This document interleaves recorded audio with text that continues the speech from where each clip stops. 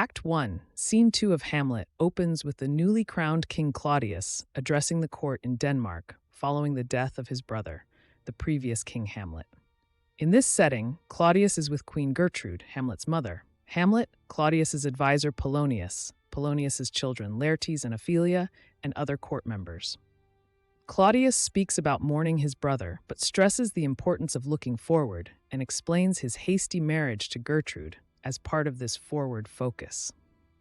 He also talks about the threat from Fortinbras of Norway, who seeks to reclaim lands lost by his father to King Hamlet.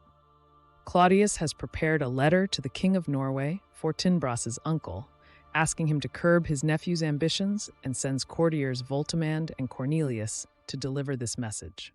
During this court session, Laertes, Polonius's son, asks for Claudius's permission to return to France, which is granted after a brief discussion.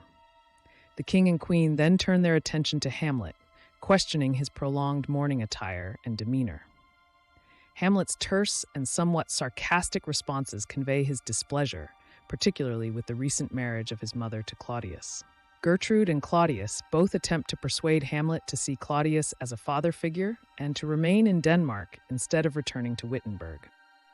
Hamlet reluctantly agrees to stay. After the court disperses, Hamlet delivers a soliloquy expressing his deep disillusionment with life, particularly criticizing his mother's quick remarriage to Claudius, which he views as incestuous and an affront to his father's memory. The scene shifts with the entrance of Horatio, Marcellus, and Bernardo. Horatio, a friend from Wittenberg, initially surprises Hamlet, but then informs him about the appearance of a ghost resembling his late father. Both Marcellus and Bernardo corroborate seeing the specter. Intrigued and somewhat apprehensive, Hamlet agrees to join them on their night watch to potentially encounter the ghost himself. Hamlet is eager yet anxious about what the ghost might reveal, particularly concerning any foul deeds that could be exposed.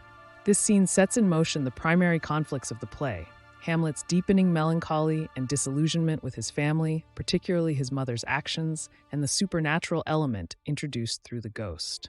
It also highlights key relationships and dynamics within the Danish court, laying the groundwork for the unfolding tragedy. So what did you think about this video? Please leave a comment down below and let me know what books you would like to see in the next video. Signing off. This has been another Bookly Crash Course.